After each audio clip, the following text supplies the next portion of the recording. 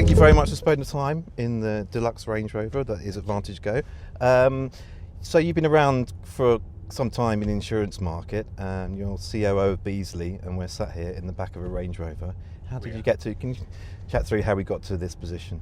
How did I get to this position in this Range Rover right now? So how long have you been in the market for? I've been in the London market for about 20 years now. Okay.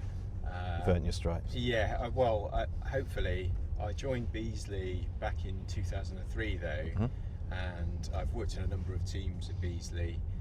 Day-to-day responsibilities, I cover IT, all of our operational support to underwriting and claims teams, all of our outsourcing procurement, all of our physical infrastructure, so all of our So you've got a huge remit, really.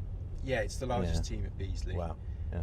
And obviously quite critical to our success.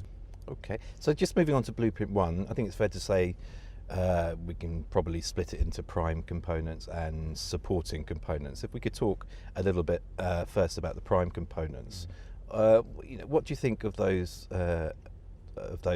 should be prioritised? Well, I think the first thing to say is, in terms of prioritisation, different parties or different participants in the market get different things out of the different components. So what's a high priority for Beazley may be lower priority for a different participant in the market. So I think overall the package of Future at Lloyd's is good because it covers a range of different things that keep our market competitive. But if we focus on the things that I see as key really for Beazley, Lloyd's is really found on specialist insurance and writing complex risks, and that's where the bulk of our income is, and I think it's our key value proposition. So the complex risk platform is probably one of the most key of the different components.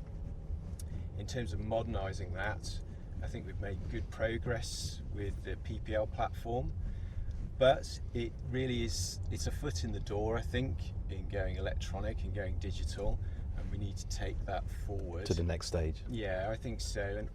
And also, we, as you'll be aware, we're looking at the way the lead follow model works for the market, and whether that can be more efficient, whether we can reduce some of the duplication across parties. That could be quite transformative, couldn't it? Yeah, I think so. It needs to be done with a great deal of care, because we've obviously had a syndicated model for several hundred years, and we don't want to mess that up. But we can definitely make it more efficient, and I think that's where the opportunity is. In terms of the complex platform initiative with Future at Lloyd's, it's really about how do we automate a solution that will complement however the lead follow model is going to be redesigned, and that could be through advancing PPL, but it could also be through more of a reinvention of the technology platform that's at the centre of that. And in terms of supporting components of Blueprint 1, what do you think should be prioritised there? Well, I don't know if you call this a component, but data, and you've heard Lloyd say it themselves, that they've talked about a data-first approach to Future at Lloyd's. That is just so important to all of this working effectively. And what do I mean by this? Well, we're capturing data on our risks and our claims in many different places, in many different formats, different documents, different systems, and that's fantastic. But it's very difficult to use and reuse, aggregate it, and to report on it and really turn it into a competitive advantage for the market. So having high quality data and data standards at the centre of Future at Lloyd's will be absolutely key. People have been talking about that for years, though. I should appreciate this as the holy grail, isn't it? Do you think that's really achievable?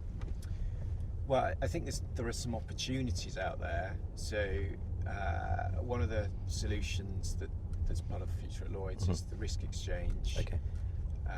It needs some definition yet, but one great opportunity of that is to set some core data standards via which we all communicate to each other.